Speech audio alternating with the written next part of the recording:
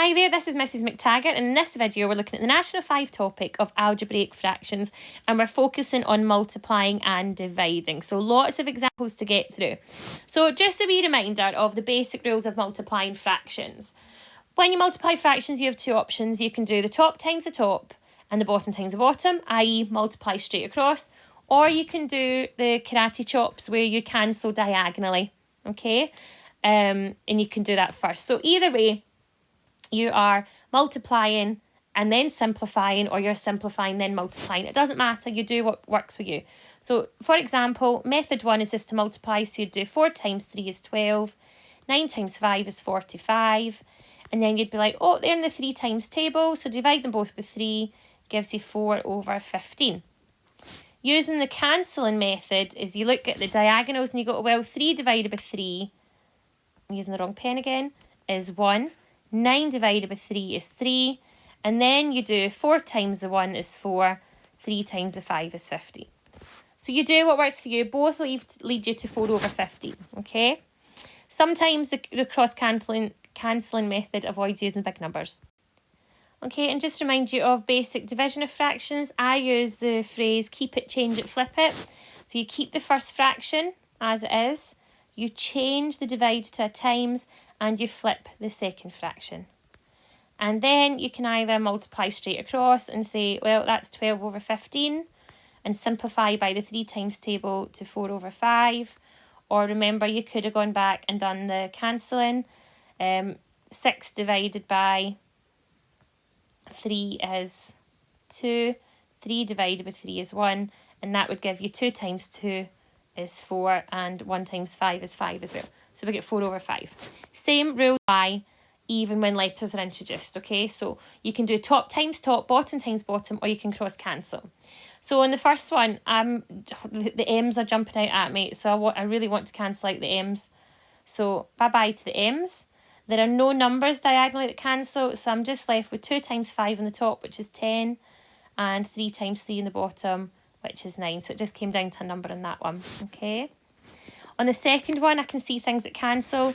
The 14 and the 4 are both divisible by 2, which leaves me with a 7 and a 2. I can cancel out an A and an A. I can also actually divide by 3, which leaves me with 1 and 3. So if I use all these red numbers, I've got 1 times 7 on the top, and then I've got a 2 times 3 and a B on the bottom, so I've got a 6B. Alternative, remember, you can multiply them out and then cancel the letters down at the end if you like. So that is the answer to that one. Question 3, we're on to some divisions now. So we're going to keep it, change it, flip it.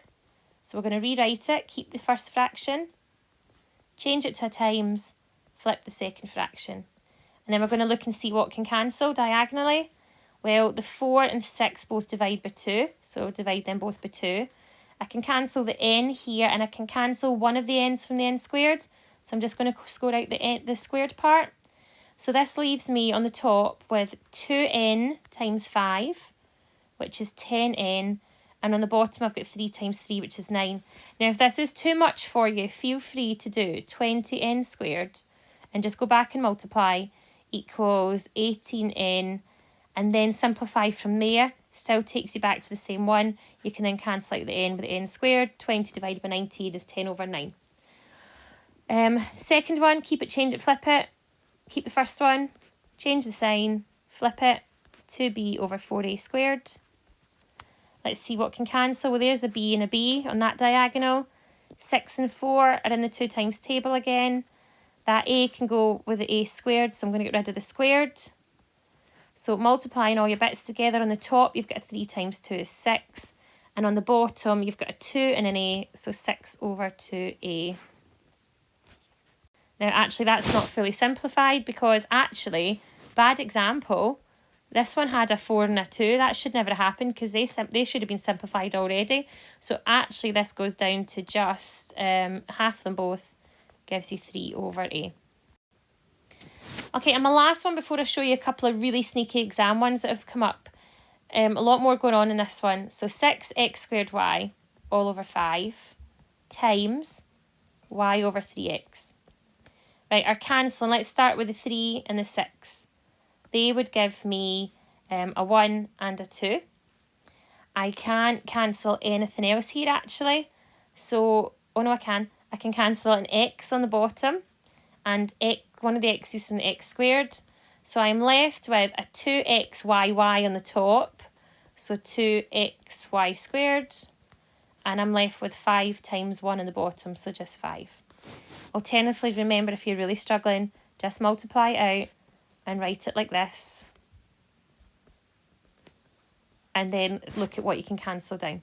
Okay, you could even write 6xxyy over 15x. So you can visibly see the x's disappearing and being left with xy squared. You do what works for you.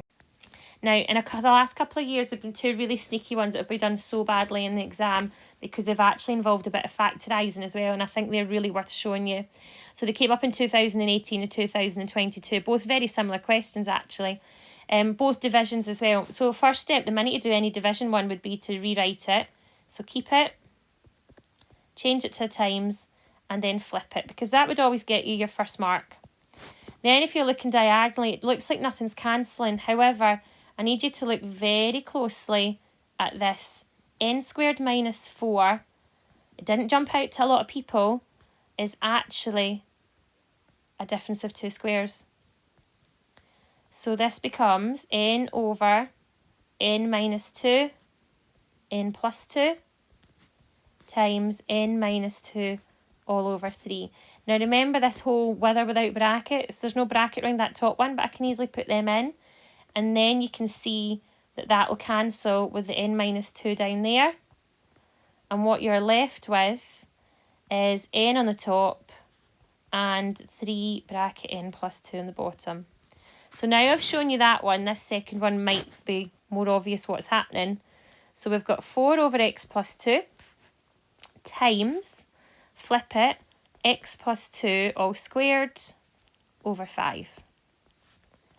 Now, a lot of people in the exam last year, when I was marking this, were trying to multiply out the brackets, and it just wasn't for working. But remember, there's no brackets around that one, but that is an x plus 2 bracket.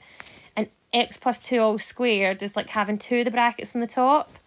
So I can cancel one bracket on the left with one of the brackets on the right, which means I'm just going to take the squared away. So I'm left with 4 bracket x plus 2 on the top, all over 5 on the bottom. So I didn't actually have to factorise in that one. It was relying on you knowing that x plus 2 all squared means you've got 2 brackets side by side. And if you really needed to, do you know what? You could have written that out. I just didn't have enough room on my screen there. So I could have written it like this. And then cancelled the brackets like that. And then you can see it a wee bit more clearly. But yeah, so they were 2 sneaky ones that I thought it was really worth showing them. I hope this has helped. Thanks for watching and good luck with these. Bye bye.